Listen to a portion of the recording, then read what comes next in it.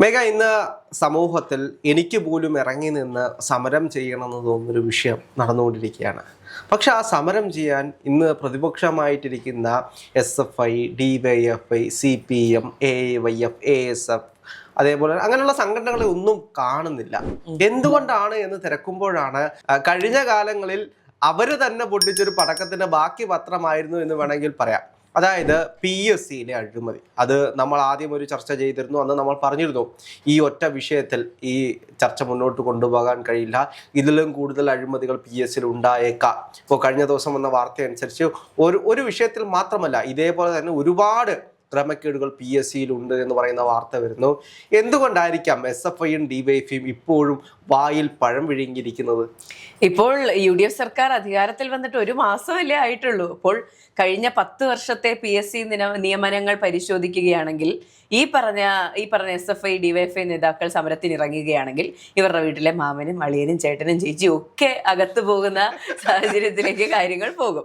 അപ്പോൾ സ്വാഭാവികമായിട്ടും മിണ്ടാണ്ടിരിക്കുക എന്നുള്ളതാണ് ഒരു സാധാരണ ഒരു കോമൺ സെൻസ് ഉള്ള മനുഷ്യൻ ചെയ്യുന്നത്. അത് തന്നെയാണ് SFI ചെയ്തുകൊണ്ടിരിക്കുന്നത്. കഴിഞ്ഞ ദിവസം നമ്മുടെ മന്ത്രി OJ ജനീഷ് മാധ്യമങ്ങളെ കണ്ട് സംസാരിക്കുന്നുണ്ട്. അപ്പോൾ അദ്ദേഹം പറയുന്ന കുറേ കാര്യങ്ങളുണ്ട്. ഇപ്പോൾ PSCയിലെ നിയമനം നടത്തിയത് ഈ പറഞ്ഞ LDC റാങ്ക് ലിസ്റ്റിലോട്ട് മാത്രമല്ല, അങ്ങനത്തെ പോസ്റ്റുകളിലോട്ടല്ല, 1.25 ലക്ഷത്തോളം സാലറി വാങ്ങുന്ന ആസൂത്രണ ബോർഡിലേക്കുള്ള നിയമനം പോലുള്ള പരീക്ഷകളിലും ക്രമക്കേട് നടത്തിയിട്ടുണ്ട്. ചോദ്യങ്ങൾ ചെക്ക് ചെയ്യാതെ മാർക്ക് ഇട്ട് കൊടുത്ത് പലർക്കും നിയമനം കൊടുത്ത് പലരും വളരെ സേഫ് ആയിട്ട് ലക്ഷങ്ങളോളം രൂപ സാലറി മേടിച്ച് അവിടെ ഇരിക്കുന്നുണ്ട്. അപ്പോൾ ഒരു പ്രതിഷേധം നടത്തുന്നു, അതിന്മേലൊരു അന്വേഷണം നടക്കുന്നു. ആരായിരിക്കും ചട്ടിയിലാകാൻ പോകുന്നത്? സ്വന്തം ആസനത്തിലിട്ട വെടിയുണ്ട പോലെ അല്ലെങ്കിൽ പടക്കം പോലെ തന്നെയാണ്. അവർക്ക് തിരിഞ്ഞൊന്നും പറയാൻ പറ്റാത്തൊരവസ്ഥയാണ്. അതായത് ഈ UDF സർക്കാർ അധികാരത്തിൽ വന്നിട്ട് ഒരു മാസം ആകുന്നതിന് മുമ്പോട്ട് എത്ര സമരങ്ങൾ SFIയും DYFIയും നടത്തി. എന്നിട്ട് ഇതേപോലെ ജനങ്ങൾക്ക് അല്ലെങ്കിൽ വിദ്യാർത്ഥികൾക്ക് എത്രയേറെ ആളുകളാണ് PSC എന്ന് പറയുന്ന ഒരു പരീക്ഷയെ ആശ്രയിച്ച് നമ്മുടെ സമൂഹത്തിൽ ജീവിക്കുന്നത്. എനിക്കറിയാം, അപ്പോൾ എൻ്റെ കൂടെ പഠിച്ച പല ആളുകളും ഇവിടെ BSc, MSc, PhD ഇതെല്ലാം കഴിഞ്ഞിട്ട് വീണ്ടും PSC പഠിക്കാൻ പോകുന്ന ഒരു സാഹചര്യം ഇന്ന് നമ്മുടെ നാട്ടിലുണ്ട്. ലക്ഷോപലക്ഷം ആളുകളാണ് PSC എഴുതുന്നത്, PSC പഠിക്കാൻ പോകുന്നത്. ഇവരെ എല്ലാം ഒന്ന് ആലോചിച്ച് നോക്കൂ. എങ്ങനെയാണ് ഒരു വലിയൊരു PSC എന്ന് പറയുന്ന ഒരു കമ്മീഷനെ തന്നെ സ്വന്തം നിലയിലേക്ക് കൊണ്ടുവരാനും സ്വന്തം ആളുകൾക്ക് പണി കൊടുക്കാൻ കഴിയുന്ന രീതിയിലേക്ക്. അത് ചോദ്യ പേപ്പർ നോക്കാതെ ഇന്ന് നിനക്ക് 1 റാങ്ക്, നിനക്ക് 2 റാങ്ക്, എത്ര വേണ്ടേ 1 റാങ്ക് അല്ലേ വെച്ചോ. ഒന്ന് ആലോചിച്ച് നോക്കി. ഇവർക്ക് ഇതിനൊന്നും സമയമില്ല. ഇവർക്ക് വീണ ചേച്ചിയെ രക്ഷിക്കുന്ന തിരക്കിലാണ് അവർ. അവർക്ക് വീണ ചേച്ചിയെ ഞങ്ങളല്ലാതെ ആര് രക്ഷിക്കും? ഈ ജോലിയുള്ളവർ വേണമെങ്കിൽ വല്ല പ്രൈവറ്റ് ജോലിക്കോ അല്ലെങ്കിൽ ഈ പറഞ്ഞ വല്ല ഡെയിലി വേജ് തൊഴിലിനോ അല്ലെങ്കിൽ എന്താ പറയുക കൺസ്ട്രക്ഷൻ സൈറ്റിലെ വർക്കിനൊക്കെ പൊക്കോട്ടെ. വീണേച്ചി കുറച്ച് കോടികളല്ലേ മേടിച്ചിട്ടുള്ളൂ, ചേച്ചിയെ രക്ഷിക്കാൻ ഞങ്ങളല്ലേ ഉള്ളൂ. ഇങ്ങനെയൊക്കെയാണ് പോകുന്നത്. നമ്മുടെ കേരള PSC എന്ന് പറഞ്ഞാൽ ഇന്ത്യയിൽ മൊത്തം ഒരു വിലയുണ്ടായിരുന്നു. ഒരു കൃത്യമായിട്ട് സുതാര്യമായി നടക്കുന്ന ഒരു സംവിധാനം, കേരളത്തിലെ ആൾക്കാർക്ക് കൃത്യമായി ജോലി കൊടുക്കുന്ന ഒരു സംവിധാനം എന്നൊരു നിലയുണ്ടായിരുന്നു. അതങ്ങ് നശിപ്പിച്ച് കയ്യിൽ കൊടുത്തിട്ടുണ്ട്. നമുക്കറിയാം, ഇപ്പോൾ രാഹുൽ പറഞ്ഞില്ലേ, നമുക്കറിയുന്ന എത്രയോ പേരാണ് PSC പഠിക്കുന്നത്. അതിനേക്കാൾ എത്രയോ പേര് ഈ PSC പഠനം നിർത്തി ഇനി നോക്കിയിട്ട് കാര്യമില്ല. അതവർക്ക് കഴിവില്ലാത്തത് കൊണ്ടല്ല, ഇനി നോക്കിയിട്ട് കാര്യമില്ല. എന്തായാലും അവന്മാരുടെ ആളുകൾക്കാണ് അവർ ജോലി കൊടുക്കുന്നത്. ഇങ്ങനെ പറഞ്ഞിട്ടുള്ള എത്ര പേരെ നമുക്കറിയാം. കാര്യമുണ്ട്. ഞാൻ ഇലക്ഷൻ കഴിഞ്ഞ് UDF അധികാരത്തിൽ വന്നപ്പോൾ കണ്ടൊരു സർക്കാസമാണോ അതോ മാസാണോ എന്ന് എനിക്കിപ്പോഴും അറിയത്തില്ല. UDF അധികാരത്തിൽ വന്നു, ഇനി അഴിമതികളുടെ കാലഘട്ടമായിരിക്കും എന്ന് പറഞ്ഞിട്ട് അത് കഴിഞ്ഞിട്ട് ഇനി നിന്നെയൊക്കെ രക്ഷിക്കാൻ ഇനി ആരുണ്ടടാ. അപ്പോഴത്തേക്കും ഇപ്പുറത്ത് SFIയിലെ ശിവപ്രസാദിന്റെ കൂടി പിടിച്ചുള്ള ഇങ്ങനെ ഒരു മാസ് സാധനം. സർക്കാസ്റ്റിക് ആണോ അതോ മാസാണോ എന്ന് എനിക്കിപ്പോഴും മനസ്സിലായിട്ടില്ല. അത് ഒരു അന്വേഷണം വേണമെങ്കിൽ അതിനെതിരെ പ്രഖ്യാപിക്കാം. രക്ഷപ്പെടുത്ത ഏട്ടന്മാരുണ്ടല്ലോ. ഈ 1ാം പിണറായി സർക്കാരിന്റെ കാലം മുതൽ പുറത്തു വന്ന ക്രമക്കേടുകളുടെ കണക്കെന്ന് പറയുന്നത് ചെറുതൊന്നുമല്ല. ശിവരഞ്ജിത്തിനൊക്കെ എങ്ങനെയാ ജോലി കിട്ടിയത്? പോട്ടെ, അതിനുശേഷം എത്ര പേർക്ക് ഇപ്പോൾ നമ്മൾ 1, 2, 3 കേസുകൾ പുറത്തു വന്നിട്ടുണ്ട്. PSC വഴി ക്രമക്കേട് കാണിച്ച് നിയമനം കാണിച്ച് കുറച്ച് കേസുകൾ പുറത്തു വന്നിട്ടുണ്ട്. എത്ര കേസുകൾ അകത്തുണ്ടാവും? ഇപ്പോൾ കഴിഞ്ഞ ദിവസം ഞാൻ ഒരു ഫ്രണ്ടിനോട് പറഞ്ഞ കാര്യമാണ്. ഇപ്പോൾ 3 കേസുകൾ പുറത്തു വന്നു. ഇനിയും ആൾക്കാർ PSC വഴി നിയമനം, ഇങ്ങനെ പിൻവാതിൽ നിയമനം വഴി കയറി പോകുന്നുണ്ടെങ്കിൽ അവർക്കൊരു കോൺഫിഡൻസ് ഉണ്ടാകും. മുൻപ് ഇത്രയും പേർക്ക് ജോലി കിട്ടിയിട്ടുണ്ട് പിൻവാതിൽ വഴി, അപ്പൊ ഞങ്ങൾക്ക് സീനൊന്നും ഇല്ല എന്ന് പലരും ചിന്തിച്ചിട്ടുണ്ടാവും. അപ്പൊ എത്ര കേസുകൾ പുറത്തു വരും. ഈ നമ്മുടെ OJ ജനീഷ് മന്ത്രി മാധ്യമങ്ങളോട് സംസാരിക്കുമ്പോൾ അദ്ദേഹം മന്ത്രിയായി നിന്നുകൊണ്ടല്ല സംസാരിക്കുന്നതെന്നാണ് ഞാൻ വിശ്വസിക്കുന്നത്.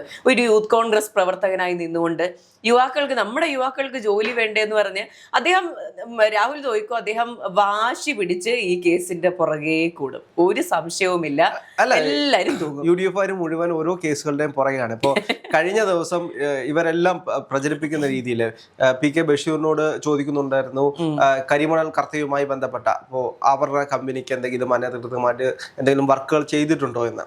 അപ്പോൾ അദ്ദേഹം പറയുന്നുണ്ട് എൻ്റെ നിലവിൽ ഇത് ഞാനൊന്നും കണ്ടിട്ടില്ല, അങ്ങനെ കാണുകയാണെങ്കിൽ ആക്ഷൻ എടുക്കാം.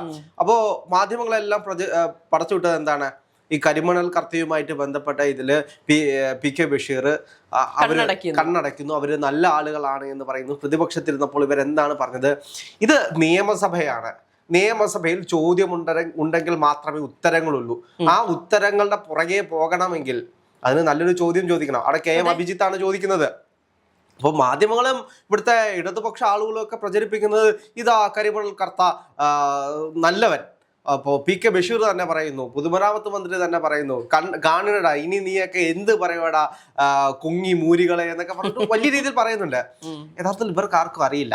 ഇങ്ങനൊരു ചോദ്യം ചോദിച്ചെങ്കിൽ മാത്രമേ അതിനെതിരെ എന്തെങ്കിലും അന്വേഷണങ്ങൾ നടത്താനോ അതിനെതിരെ പോകാനോ കഴിയുമെന്ന് ഇവർക്കറിയില്ല. നിയമസഭയിൽ നമുക്ക് തെളിവുകളാണ് വേണ്ടത്, ചോദ്യങ്ങളാണ് വേണ്ടത്, എങ്കിൽ മാത്രമേ ഉത്തരങ്ങൾ തേടി പോകാൻ കഴിയൂ.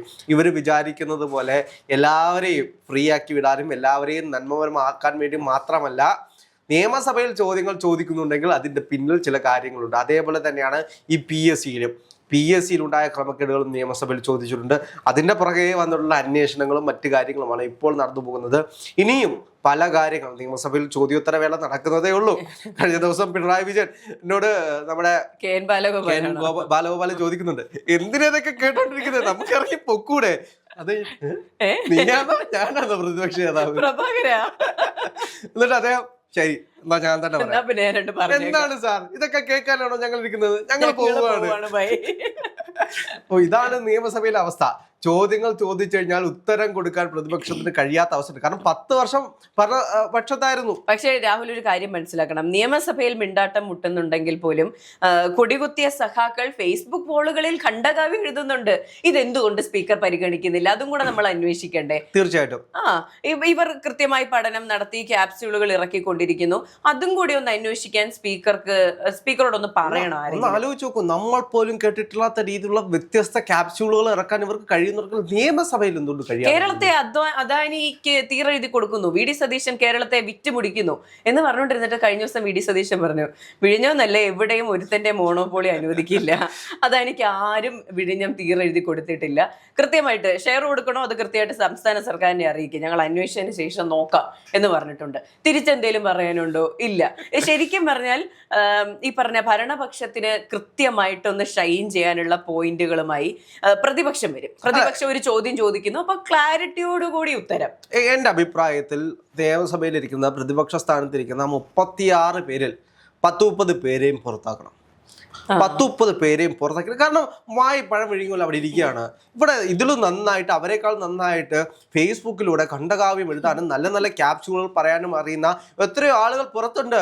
ഇവരെ പിടിച്ച് ആ 10-30 ആളുകളുടെ സ്ഥാനത്തേക്ക് കൊണ്ടുവരണം. അതെ, റഹീമൊക്കെ ഇങ്ങനെ മുട്ടിയിരിക്കുകയാണ് എന്തെങ്കിലും ഒന്ന് പറയാൻ, അദ്ദേഹത്തിനെയൊക്കെ ഒന്ന് ഉൾപ്പെടുത്തണം. പക്ഷെ പഞ്ചായത്തിൽ പോലും ജയിക്കുമെന്ന് തോന്നുന്നില്ല. ജയിച്ചാലും ജയിച്ചില്ലേലും എന്തെങ്കിലുമൊക്കെ കാണിച്ചിട്ട് ഈ 10-30 പാർട്ടി കോട്ടകളുണ്ടല്ലോ. നമ്മൾ മറന്നൊരു പേരുണ്ട്, സ്വരാജ് സഖാവ്. 1000 ഷാഫിക്ക് അര സ്വരാജ്. സ്വരാജേട്ടനെ എങ്ങനെയെങ്കിലും ഇപ്പോ കണ്ണൂരില് അവരുടെ പാർട്ടി കോട്ടകളുണ്ടല്ലോ, അവിടെയുള്ള ഇപ്പോഴുള്ള വാഴകളെ എല്ലാം പറഞ്ഞു വിട്ടിട്ട് ഇവരെ ഇപ്പോഴുള്ള മാസ് പറയുന്ന ക്യാപ്സ്യൂളുകൾ കൃത്യമായിട്ട്, ക്യാപ്സ്യൂളുകൾ എന്ന് പറയുന്നത് ഖണ്ഡകാവ്യം എഴുതാൻ അറിയാവുന്ന ആളുകളെ കൊണ്ടുവന്ന് പ്ലേസ് ചെയ്യണം. നമ്മളെ P രാജീവ്, അദ്ദേഹത്തെയും കൂടി ഇതിൽ ഉൾപ്പെടുത്തണം. നമ്മൾ മിസ് ചെയ്യുന്നുണ്ട് ഇവരെയൊക്കെ. ഭാഷാ പ്രയോഗങ്ങൾ ഭരണപക്ഷം പോലും ഇവരെന്താ പറയുന്നത്, ഒന്നും മിണ്ടാതിരിക്കാം. ഇനി ഞാനെന്തെങ്കിലും പറഞ്ഞ അടുത്തത് പറഞ്ഞു, എന്തിനാ വെറുതെ മിണ്ടാതിരിക്കുന്നതാണ്. അങ്ങനെ അടച്ചിരിക്കുന്ന എത്രയോ ആളുകളുണ്ടായിരുന്നു. സ്വരാജിനെ പോലുള്ള ആളുകളൊക്കെ പറഞ്ഞു കഴിഞ്ഞാൽ നമ്മളിങ്ങനെ കേട്ടിരിക്കും. അരമണിക്കൂർ നമ്മൾ കേട്ടിരുന്നിട്ട് നമ്മൾ ചിന്തിക്കും, ഇത് എന്താണ് ഇപ്പൊ പറഞ്ഞത്?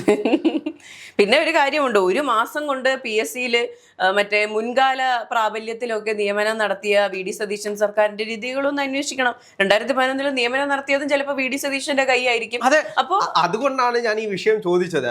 ഇപ്പോ SFI-ക്കാരും DYFI-ക്കാർക്കും എന്തുകൊണ്ട് മിണ്ടാതിരിക്കാൻ കഴിയുന്നു? ഇവിടെ VD സതീശന്റെ കാലഘട്ടത്തിലല്ലേ ഇത്തരത്തിലുള്ള PSC-യിൽ അഴിമതി കണ്ടുപിടിക്കുന്നത്. അപ്പൊ അതിനെതിരെ ചോദ്യം ചെയ്യണ്ടേ? ഇതും VD സതീശന്റെ തലയിൽ വെച്ചിട്ട് സമരം ചെയ്യാത്തത് എന്തുകൊണ്ടാണ്? ഇപ്പൊ ആശുപത്രി ആദ്യത്തെ സമരം DYFI നടത്തുന്നത് ആശുപത്രിയിലാണ്, തിരുവനന്തപുരം മെഡിക്കൽ കോളേജിലേക്കാണ്. അന്ന് നടത്തിയ ആ സമരം എന്താണ്? UDF സർക്കാർ അധികാരത്തിൽ വന്നിട്ട് അതിനു മുമ്പിട്ട് സമരം നടത്തി. അപ്പോൾ അങ്ങനെയുള്ള ആളുകൾക്ക് എന്തുകൊണ്ട് ഈ സമയത്ത് PSC-ക്കെതിരെ സമരം ചെയ്തുകൂടാ എന്നുള്ള ചോദ്യം വാലിഡ് അല്ലേ? അതെ, തീർച്ചയായിട്ടും. എന്തായാലും എത്രയും പെട്ടെന്ന് സമരം നടത്തി VD സതീശനെ കൊണ്ട് രാജിയെങ്കിലും വെപ്പിക്കണം, കുറഞ്ഞ പക്ഷം.